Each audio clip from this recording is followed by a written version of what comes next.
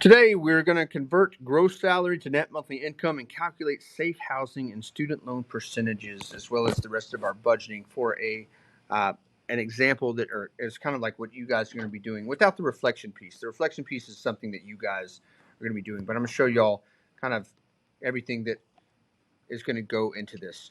Yesterday, you selected your career. Today, we're going to figure out what you actually take home. Your gross salary is not what you live on, as we saw already. Okay, so here's my made up one that's not on y'all's list, so y'all can't choose this. But I'm a cybersecurity analysis in the tech industry. I have a bachelor's degree, so I started my job 4 years after high school. It's a 4-year degree, and I'm starting off making $82,000. I have about $40,000 in debt, which gives me about $450 a month in student loans that I'm paying off. So let's start with filling out this example as we go. So this was from day 5. So example career, we're going to put cybersecurity analysis, and I'm just going to kind of walk you through like what yours is going to be. So don't like this is going to go in your notes, not your project piece that has the that's like blank and has the career number on it. So my starting salary, my gross annual income should be the $82,000, which is what I'm filling in there. We're going to assume 20% for all of these things are tax rate. So for yours, no matter how much money you make, it's not like 100% realistic, but we're just going to use that number. It's like a nice even number, 20%. So to calculate that, I'm going to take 82,000 times 0.2 to get 16,400. That's going to go in that blank on the tax amount. And then my net annual income is going to be 82,000 minus my deductions of 16,400 to give me 65,600, which is my net annual income. But we don't budget off of that number. We budget off of our monthly income because that's how expenses are typically paid.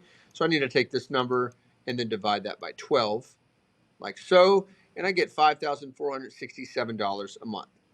Seems like a decent amount of money. I rounded this before expenses, right? If we had that every single month and we lived in our parents' basement and we didn't have to pay anything, then we're living large. But we probably don't live in our parents' basement because we're in Texas and we don't really have basements. So recommended housing, we're going to use this 25 to 35%. So starting with our budgeting for our housing, 25% of my net monthly income, I'm basically going to find a range and then pick something in between. So if I only have $5,467 available, I'm going to figure out a range of 25% of that and 35% of that and choose somewhere in the middle. So this is kind of like before you go shopping, before you go apartment hunting, or before you go buying a house or something like that, you can say, okay, this is what I have to live off of, or this is what I can spend on a house. That way, when you go down the street and go into these apartments and you say, okay, we've got a room available. The smallest one we have is $2,500, and you have this written out, 1367 and 1913. You know that's way more than what you budgeted for. So the whole purpose of this is to have an idea and a plan going into that, so you can make good financial decisions and you don't overspend. So right now, I'm going to have something like this, and I can even keep these, but I'm going to choose something kind of in the middle just to give myself a fixed number so I can actually complete my budget, because I want to have all my percentages add up to 100% when I'm done. So I can't have a range like this. So my safe range is anywhere within here, but that way, if I know if I'm 1,500, if I select 1,500 and I find something for 1,700 or 1,800 or even 1,900, that's still in my safe range, right? It's a little on the higher end, but it's still in my safe range. And then I'm still going to have to cut somewhere else, but I'm still within that safe range of where I should be with housing. So I'm going to choose $1,600. You guys, once you find this, you can choose somewhere in that safe range. You go over this way, obviously you have a little more to work with somewhere else. Like maybe you want a nicer car so you get a cheaper house or cheaper rent, things like that. So housing costs, I'm going to choose $1,600. I do need to figure out what 1,600 is as a percentage, because that's what we use for budgeting. We want to find the dollar amount, which is 1,600. Now, this is not how much I found an apartment for. This is how much, what I'm saying, I'm going to look for an apartment for this amount, or I'm going to look for a house where I'm spending this amount. Okay. But what is that percentage of that? So here's how we calculate that. We're going to take our actual dollar amount divided by our net monthly income times 100, and that will give us 29%, which is in between 25 and 35. So we're good. So we're going to use that number for that. Our student loan percentage, I'm going to find my student loans for my actual sheet. If you don't have any student loans because you don't have college, then it's just going to be zero. So my monthly student loan said it was $450. I'm going to figure out, okay, 450 out of 5,467 times 100 will be 8%. And I'm going to do those two things first. So if I have student loans, I'm going to do my housing and then everything else. And then now we can kind of say, okay, I have $5,467. I'm going to look for some place like this that is about this amount, and then I'm going to have to spend this in student loans. That's non-negotiable. This, I have some wiggle room because I can go get something cheaper, right? I can't negotiate this.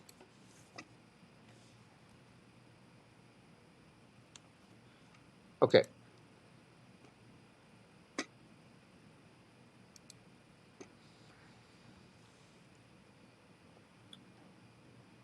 All right, budgeting is about priorities. We start with the income, we figure out where it's going, and then how much is left. Allocation, and then margin.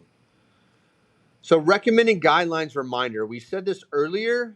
We already looked at housing, transportation somewhere between 10 and 20%, savings at least 10%, food somewhere between 10 and 15%. And these are not rules; these are just guidelines. Utilities 5 to 10%, and then wants we have for our remaining.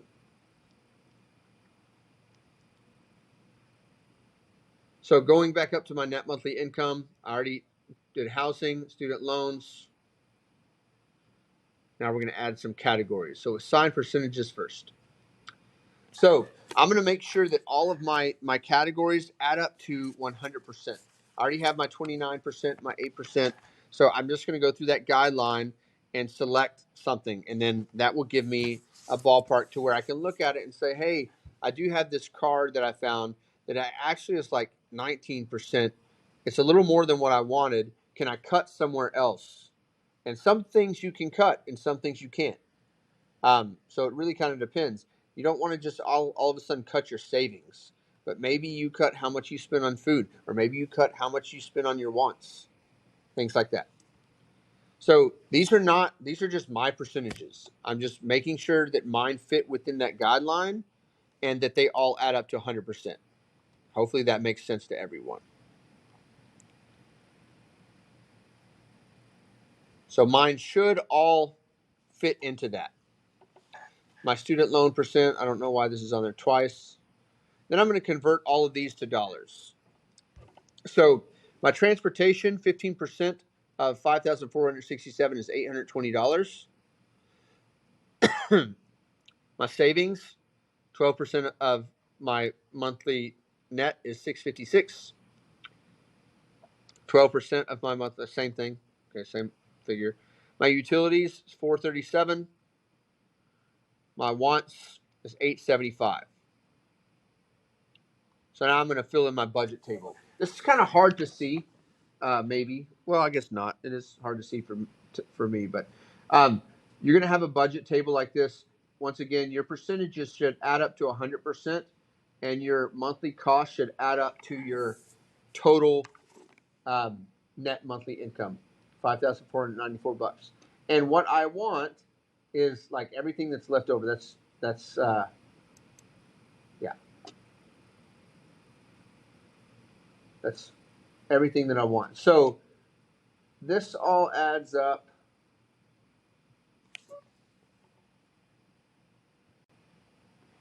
Now, the reason why, so these all add up to 100%.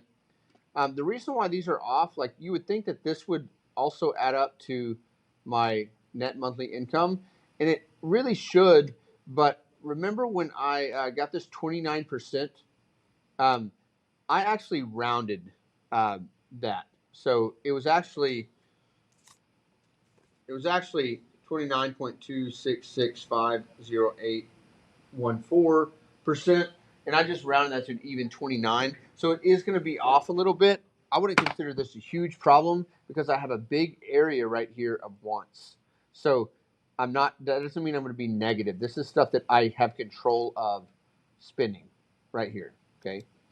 So now, oops.